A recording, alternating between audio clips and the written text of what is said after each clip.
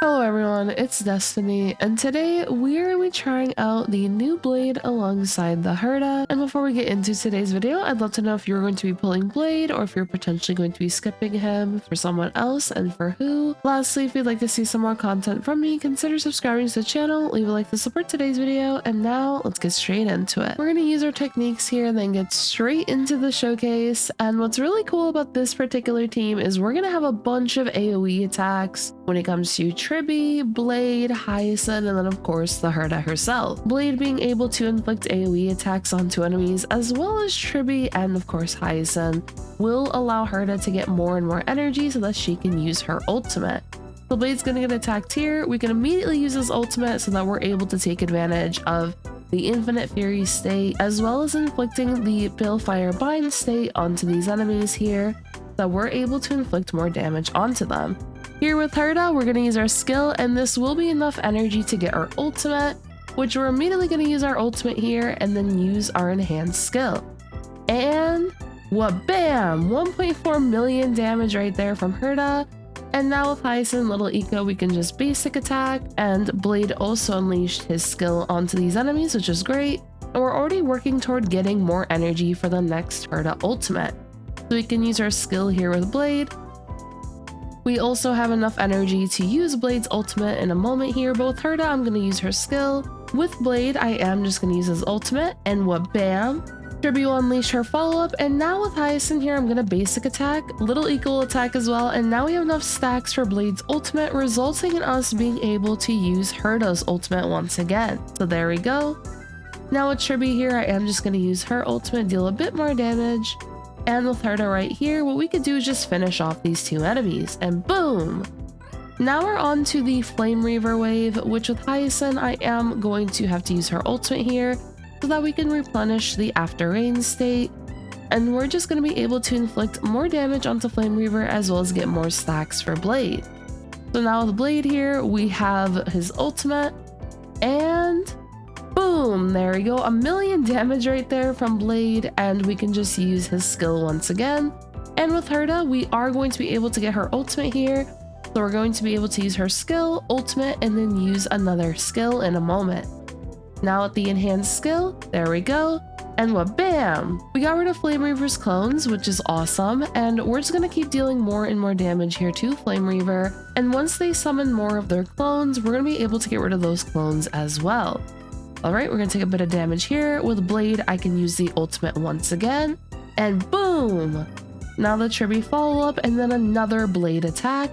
And we're getting more energy here for Herta as well. With Blade, I'm going to hold off on using his ultimate just so I can use his ultimate once he exits the Infinite Fury state to ensure that I have his state active at all times. Alright, now we're on to the second HP bar here with Flame Reaver. I am going to use Tribbie's ultimate here just to deal some more damage. And with Herta, another enhanced skill. And wha-bam! Really close to getting Herta's ultimate once again, which is awesome. And now Blade is going to be able to unleash another skill. There we go. And with Hyacine, I am just going to use her ultimate here. Deal some more damage onto Flame Reaver and the clones. So there we go. Boom!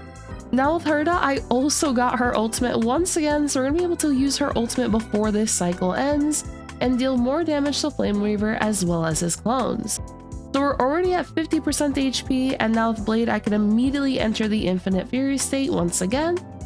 And we are really close to being able to unleash another Blade skill here. So there we go, another skill with Blade. And with Hyacine, I can just basic attack, Little Eco will also attack as well. And with Herta, we are getting close once again to being able to use another ultimate. So now with Tribbie, what I'm going to do is just use her ultimate right here. And now Flame Reaver will summon some more clones, which is perfectly fine as I can follow up here with the Blade ultimate. And boom, there we go. And we will be able to get enough energy here to get another Herta ultimate. And we should be able to finish off this fight in a moment here. There we go, Tribbie follow up, Blade attack once again.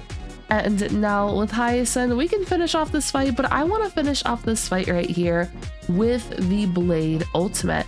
We also have another stack of inspiration with Herta, so we actually are dealing some overkill damage right here, as we have the Blade ultimate, we have the Hyacine basic attack and then a little Ika attack, and we also have the enhanced skill with Herta. Overall though, very fun showcase. We were able to get a 1 cycle clear with this team right here. And now let's check out the builds of today's video. Alright, here are the builds for today's video, starting off here with Herta.